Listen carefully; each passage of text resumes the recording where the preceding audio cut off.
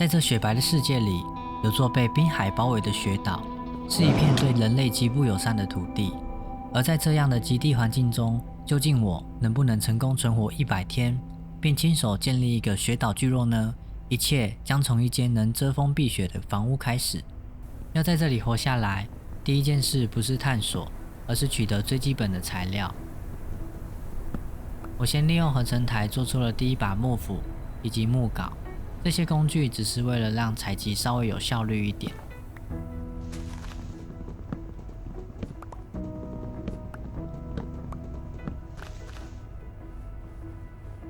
在资源还没有真正稳定之前，我只能依靠野外找到的浆果作为暂时撑下去的食物来源。在岛屿的另一侧，我发现了一艘翻覆的沉船，被遗弃的储物箱里留下了一张藏宝图，期待它可以带领我找到更丰富的资源。挖开一旁的冰层后，我又找到了第2个储物箱，里面存放着早已腐败的肉块、一些农作物，还有几件勉强可以使用的皮革装备。换上皮革装备之后，终于稍微暖和了一点。在探索岛外前，我先将取得的物资整理好，点起火把，准备穿越结冰的海面向外探索。途中，我在远处看见了蘑菇岛屿的轮廓，或许那里能提供一个相对稳定的食物来源。抵达岛上，我猎取了几只蘑菇牛，取得了目前最重要的补给——肉类蛋白，以及更多可用的皮革。在废弃的地狱传送门附近，我顺手取得了一些零散的物资，但在这样寒冷的世界里，这些收获似乎起不了太大的作用。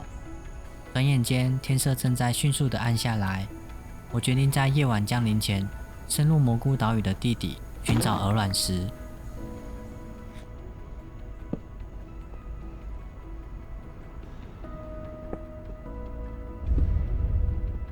升级成石质工具，同时挖取一些煤炭，为接下来的探索准备必要的光源与热度。当我离开地底时，岛上已经完全失去了光源。为了生存，我只能持续探索。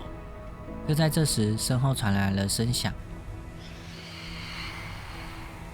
第一个夜晚，夜魅出现了。在这异常的气候里，我没有时间去问原因。我一路逃离，直到离开了蘑菇岛屿。踏上结冰的海面后，我决定反击。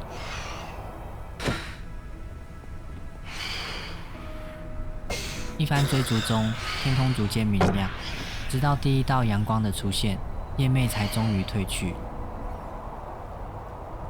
在冰海之下，我发现了一处被掩埋的遗迹，储物箱中存放着第2张藏宝图。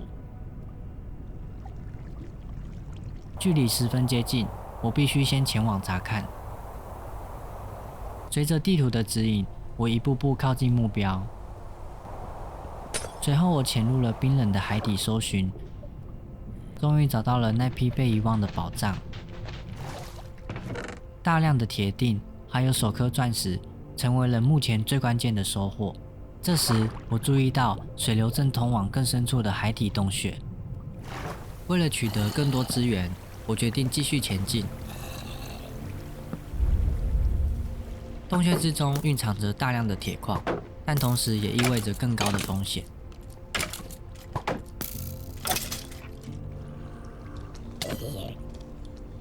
经过一番周旋后，我停下了脚步，准备补充食物，并升级现有的装备。整理好状态后，我再次深入洞穴。最终，我挖掘到了第3颗钻石。此刻，在战斗与采集效率之间，我选择了提高生存率，一把钻石剑。没想到，在洞穴的尽头，竟然有着暴露在外的废弃矿坑。或许这里能为我带来不少的关键资源。沿着其中一条坑道前进时，我发现矿坑竟然与一座生怪砖房相连。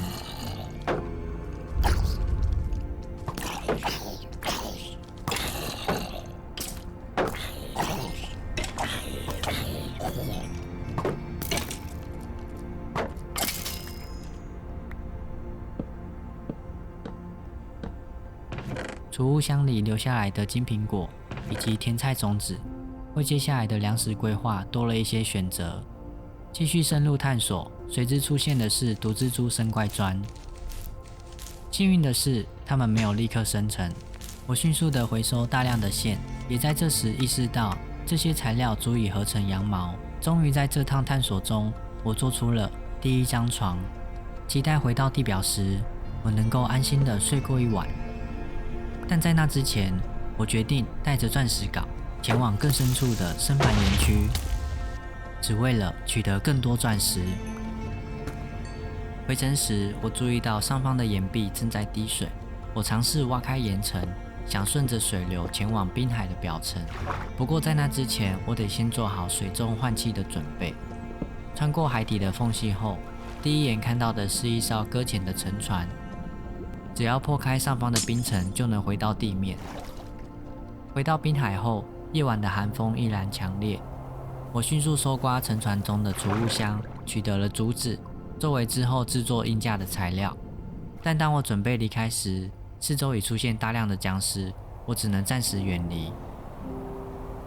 放下床后，勉强撑过这寒冷的夜晚。当我醒来时，景象如同地狱，僵尸还在燃烧着。庆幸的是，我不必在夜里对抗他们。接着，我继续向前探索。经过一座冰山后，我发现了位于滨海上的居民，也顺利采集到了重要的甘蔗。踏入村庄后，我取得一些胡萝卜与马铃薯，为粮食来源多做一些准备。同时拆除了几盏灯笼，来为最初的雪岛补充光源。在整理好一切物资后，我探索了村庄旁的遗迹，取得了一把钓竿，或许之后能在雪岛上建起一栋钓鱼小屋。接着我横跨滨海，终于回到了最初的雪岛。将物资分类整理后，发现木材仍然十分缺乏，但在那之前，我打算先规划一区临时农田，来为接下来的生存做好基础准备。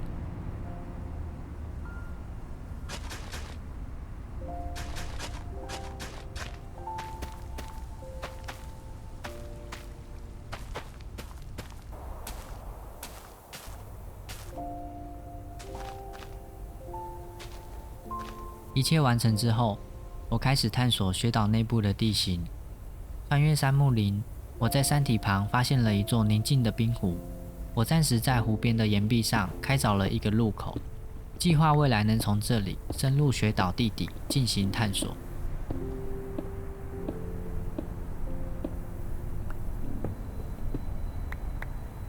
接着，我将铁矿与金矿放入熔炉燃烧。在等待的过程中，我砍倒了几棵杉木，补足现况木材的不足。接下来，我打算外出寻找羊群与牛群，为后续的牧场建设做好准备。隔天，我踏上旅程，朝着太阳升起的方向前进。在辽阔的雪原上，我注意到远处出现了一座掠夺者前哨站，我决定前往查看。不料在战斗中，北极熊突然的出现，让场面一度失控。眼看着盾牌即将损坏，我只能围绕着建筑找掩护。最终，我选择直接闯入前哨站内，计划着快速搜刮可用的物资。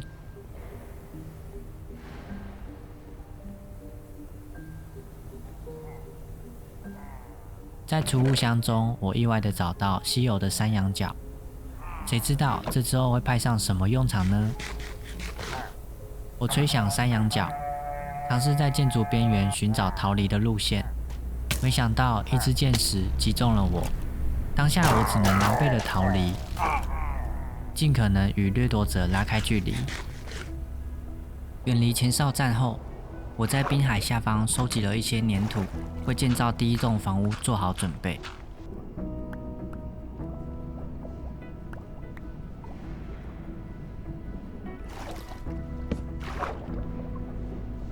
为了更快速地在冰面上移动，我合成了一艘船，来提升接下来探索的效率。抵达杉木林后，我终于找到了牛群。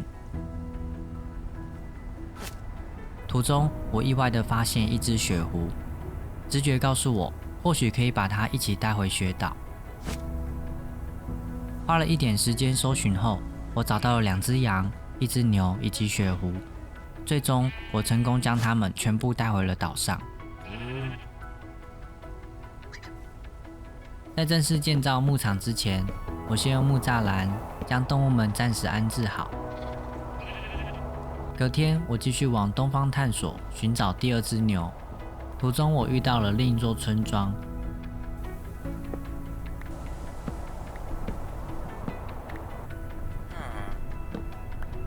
在收集一些职业方块后，我幸运地发现村庄内原本就饲养着牛群。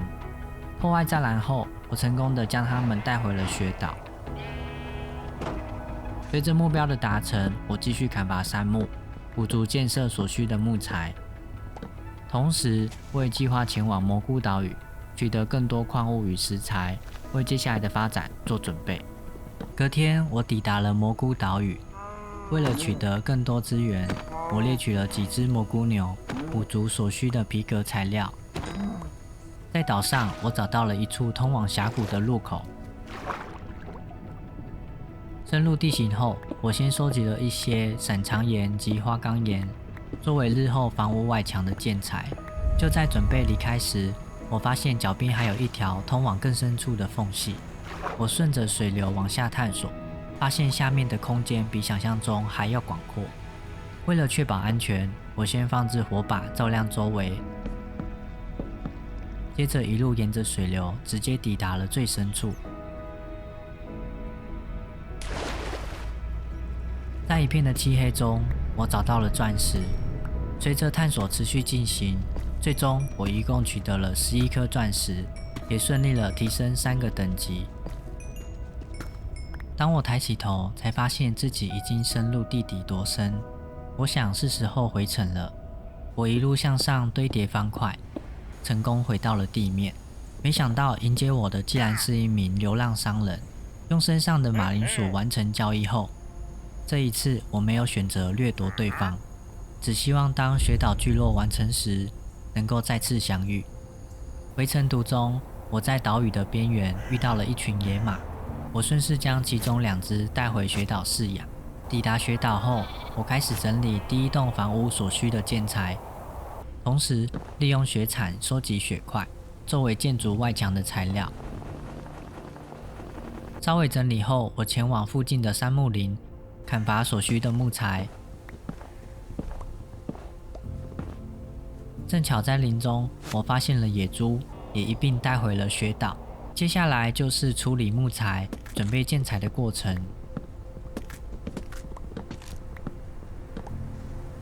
那雪岛建筑的屋顶，我打算用干草捆打造。为了取得足够的小麦，我在雪岛外的滨海上先扩建了一片农田。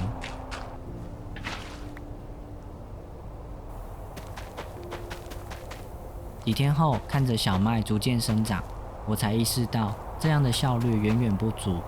于是我决定直接前往各个村庄采集所需的干草捆，或许这才是目前最有效率的做法。隔天，我横跨滨海，一路向南前进。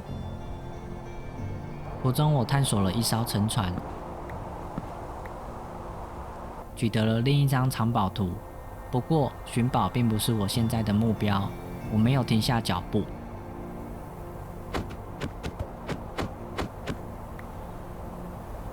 穿越杉木林，我来到了平原，终于找到了第一座村庄。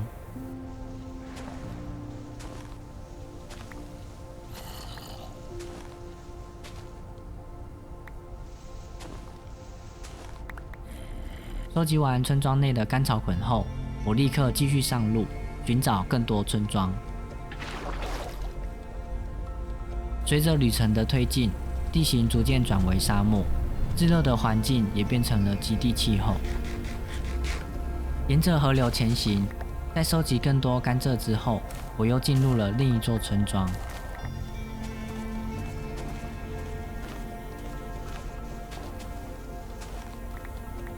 直到目前为止，我已经收集了2组干草捆，但要完整建造雪岛村庄，这样的数量仍然远远不够。于是我没有停下来，继续前进，来到了莽原村庄。这里的甘草捆比想象中的更加充足。随着探索更多村庄，最终我一共收集了6组甘草捆，这个数量已经足以支撑雪岛建筑的需求。而就在此时，我注意到远方的一片竹林，我计划在那里快速取得竹材，也为雪岛屋顶的材料多准备一种选择。最终，我整理好所有物资，准备返程。抵达雪岛后，放好物资，我开始为第一栋建筑整理地形。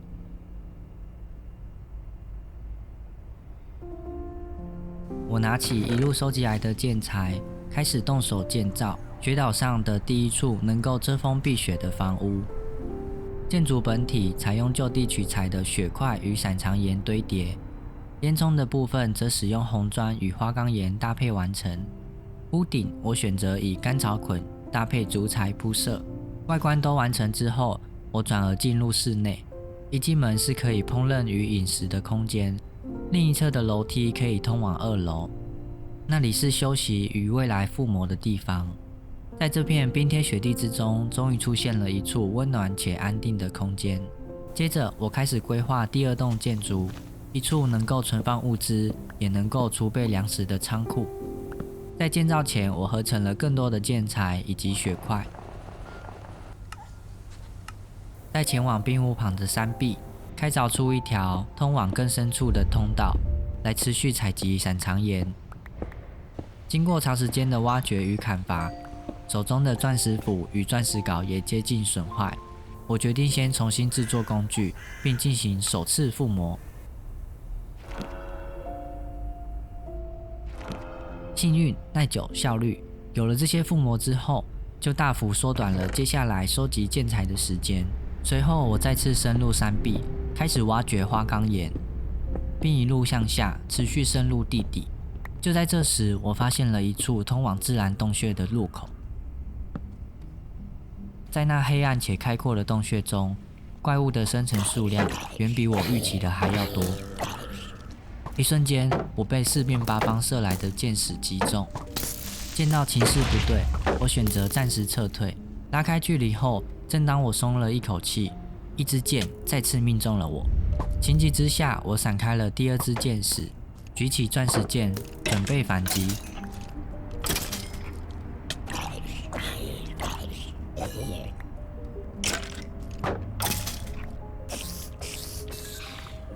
清除怪物后，我继续向下挖掘钻石。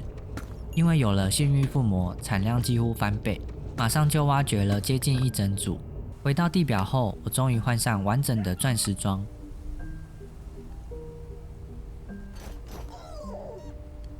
接着就开始整理地形，为仓库预留空间。拿着合成好的建材，一块一块搭建起来。仓库的量体我稍微缩小了一些，立面也做了一些调整，让它与一旁的房屋形成主从关系。外观完成后，室内再摆上储物箱与工作方块，仓库就正式完工了。但就在这时，我注意到远处的山坡上生成了一群掠夺者，而且数量不少。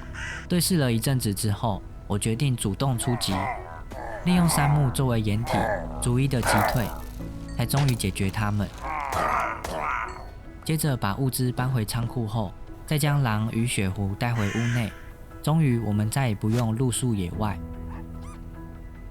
在建筑的这段时间内，牛群数量也逐渐增加，因此我屠宰了几只。等农作物成熟后，我收割了一旁的作物。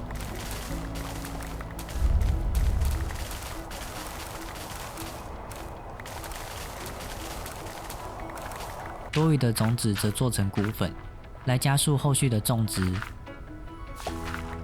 渐渐的，物资慢慢充足了起来。只要持续砍伐木材、收集雪块，就来一一完成雪岛上的建筑群。那在这片滨海上，渔业是不可或缺的食物来源，因此下一栋建筑，我决定打造一间钓鱼小屋。准备好基础建材之后，为了让钓鱼小屋更完整，我前往岛外采集海草，制作海带干块，同时砍伐更多杉木。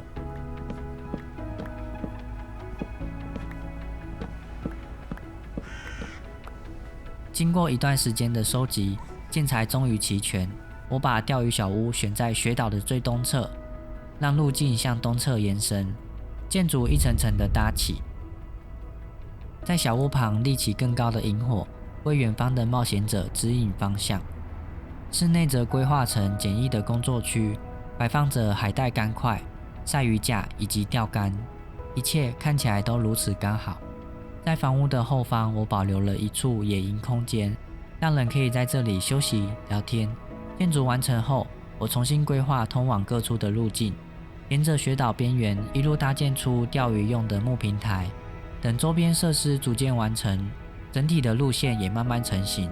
接着我在主要路径旁规划了一区农田，以木栅栏与矮墙简单围出一个范围。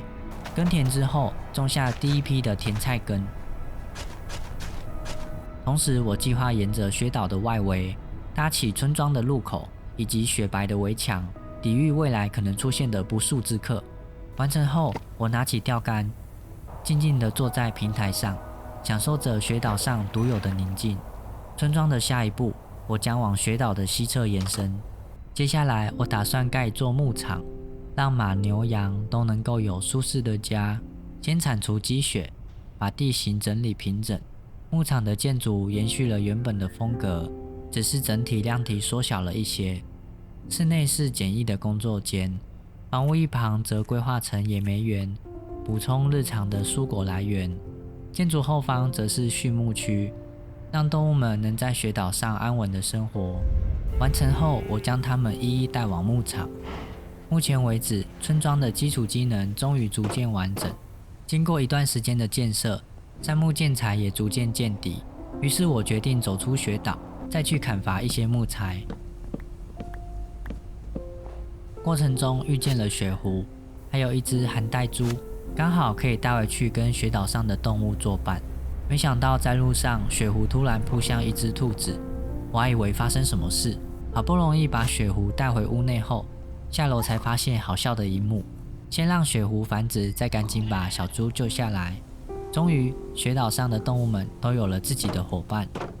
隔日，我继续将建筑往岛内延伸，打算在雪岛内的冰湖旁盖一栋小小的伐木屋。但在动工之前，我想先更新手上的地图，记录一下雪岛目前的发展。